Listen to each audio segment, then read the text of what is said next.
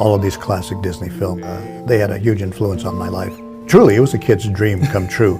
Just to walk onto that studio lot, just to walk into that building, just to be there with the men and women who had made the films I saw as a child. And now I had the opportunity to be part of creating these films, and that was pretty cool when you think about it. Hey everyone, it's that time of the year again, Black History Month. I just wanted to put my own spin in celebrating Black history by giving you all a brief history lesson of the lesser known historical Black figures that have contributed to our society today. Today's video will be under the Disney playlist here on Millie the Mermaid.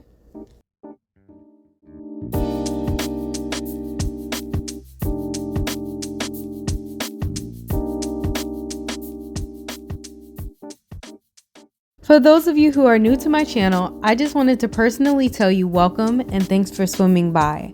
My love for Disney exceeds logical understanding. I'm just so enthralled with these stories and fairy tales that have changed my life forever. And that's why in today's video we will be discussing who was the first Black animator who worked for the Walt Disney Company. The answer to this is Floyd Norman. People have often asked me how did it feel about being the first African American at Disney. Well, I wasn't even aware that I was an African American. I was another artist looking for a job. In the year of 1956, Floyd Norman was the first African American animator at the Walt Disney Studios. He's been making magic for over 6 decades, from Sleeping Beauty to Mulan and the Toy Story franchise.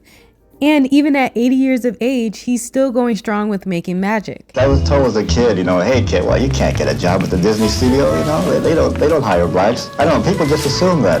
And because I want to do it, I just went there and applied for a job, and I got it. Animator and scriptwriter Floyd Norman was born on June 22nd, 1935 in Santa Barbara, California.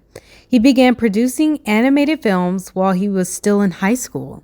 Early in his career, Norman worked with Bill Vaughan on the animated comic book series Archie. In the 1960s, Norman attended the Art Center School in Pasadena, California, majoring in illustration.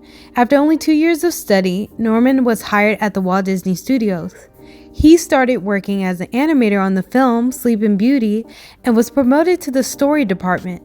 Under Walt Disney's personal supervision, Norman worked on the story sequence for scenes in the animated film The Jungle Book.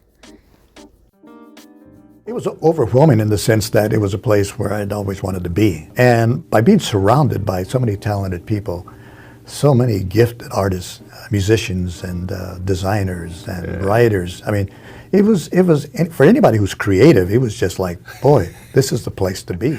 Norman met with fellow African-American animation artist Leo Sullivan right after Sullivan graduated from college and began searching for employment.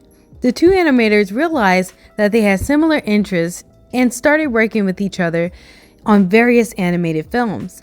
Sullivan wrote and directed a short cartoon on the story of Christopher Columbus, and later the two produced an elaborate animated fantasy tale. Norman's and Sullivan's films helped Sullivan earn his first professional job in the animation industry. In the mid-1960s, Norman left Walt Disney Studios and alongside Sullivan founded Vignette Films Incorporated, where they produced 6 animated films on the subject of Black history. In the 1970s, Norman wrote and produced animated segments for Sesame Street, Villa Allegra, and dozens of other educational films. In addition, Norman supervised the animation layout at Hanna-Barbera Productions and storyboarded several shows including The Flintstones, The Smurfs, and Scooby-Doo. In the 1980s, Norman returned to Disney and wrote the syndicated Mickey Mouse comic strip.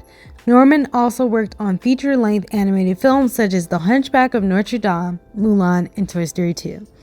In 1999, Norman and Leo Sullivan created a multicultural internet site, www.afrokids.com, designed to present a variety of African American images to children. And at the Annie Awards in 2003, Norman won the Winsor McKay Lifetime Achievement Award. If you want to learn more about Floyd Norman, there is an acclaimed film about Floyd Norman called An Animated Life. It's now streaming on the Criterion Channel. You can also see what the artist and his partners did after founding the Vignette Films, one of the first Black production companies. Now, I just wanted to get a little bit personal here. So first of all, I don't really get personal on my channel as much, and maybe that's the issue, but when I was little, I'll never forget that one of my family members asked me, what did I want to be when I grew up? And I told them I wanted to be an artist.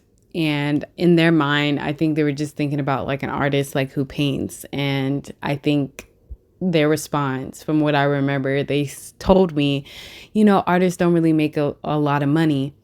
And I think after that, I kind of felt like my heart was shattered. And I thought about drawing differently, because I used to just love to draw. And, Black animators like Floyd Norman made a career out of drawing, out of doing something that he was passionate about. So everything else falls in line.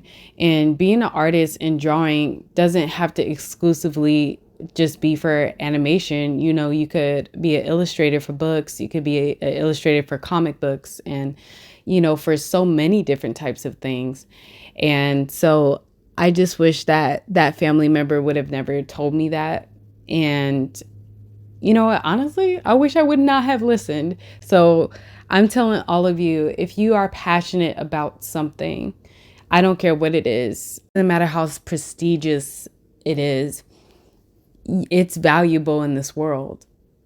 There are so many different people who have so many different interests. And if we were all the same, we wouldn't be different. And there's nothing to celebrate about that.